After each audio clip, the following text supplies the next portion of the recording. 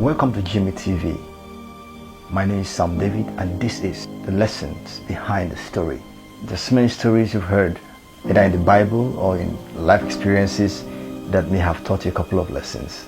We in GMA today, we are bringing you a couple of those stories and bringing out a couple of lessons from them. And in this segment, we're talking about the story of Joseph. We all know the story of Joseph from the book of Genesis 37 all through to 50. How he was loved by his father Jacob, how he was hated by his brothers because his father loved him. And his father loved him so much and bought him a coat of many colors. And that was not enough. He had the gift of dreaming. He sees a lot of dreams. He dreams about what's going to happen. And in those dreams, he saw that his brothers, his elder brothers, were bowing down to him. And in the particular way it was put in the Bible, sheaves of wheat, about 11 of them bowing down to one. And then later on, the moon and the stars are bowing down to one particular star. And because of the number of those stars and the number of the moon, it was summed up as 11 stars and the moon and the sun, making it the father and the mother and 11 stars bowing down to just one. Now, that sparked up serious hatred. The brothers of Joseph, they don't like him, they don't want to see him. They hated him because of the gift he had and because the love the father had showered on him. And so Joseph grew up in his father's house under serious hate. The kind of hate you can cut through with a knife. That's the kind of hate I'm talking about. And imagine you being hated by 11 of your brothers, or so to say 10 of your brothers, because Benjamin was not one of them.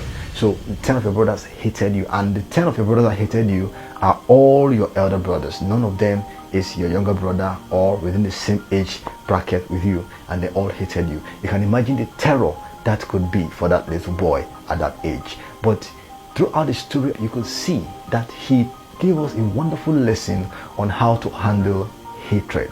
You don't have to respond to hatred with hate.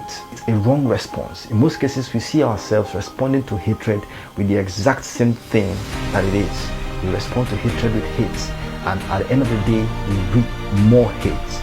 But when you respond to hatred with love, and in the Bible says that Joseph was sent by his father to go and give food to his brother.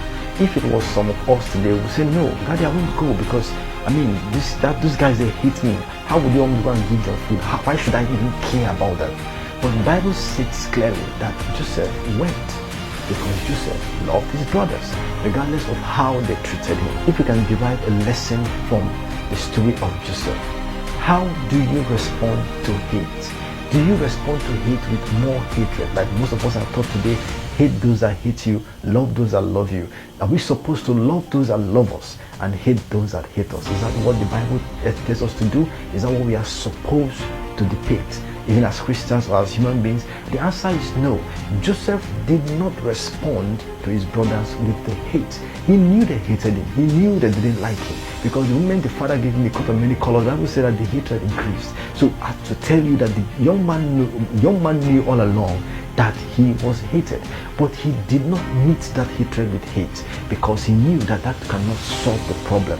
So it is always important for us to respond to hate with love, because if you respond to hate with hate, you will reap more hate.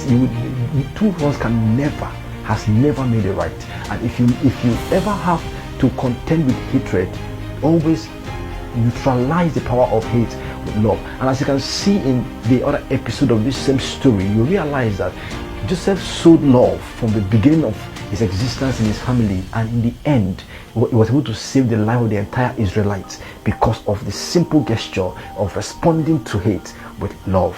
Imagine if you are in the position of Joseph, having a lot of people hating you and living among people that hate you. How do you respond with them?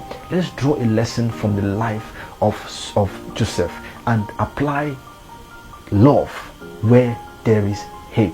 As Jesus Christ commands us, when someone hits you in your right cheek, you turn to the left one. When he hits you on the right one, you turn to the left one, because that is the only way to overcome evil. You don't overcome evil with evil, you overcome evil with good. And if we can take this lesson out of the life of Joseph, who even despite the hatred that the brothers had on him, he's still willing to go look for his brothers to give them food. And even when he couldn't find them, he didn't go back to his father and say, Daddy, I didn't find them. I want to return the food back because these people are very bad. He continued and sought for his brothers so that they may eat. That is care. We are supposed to give to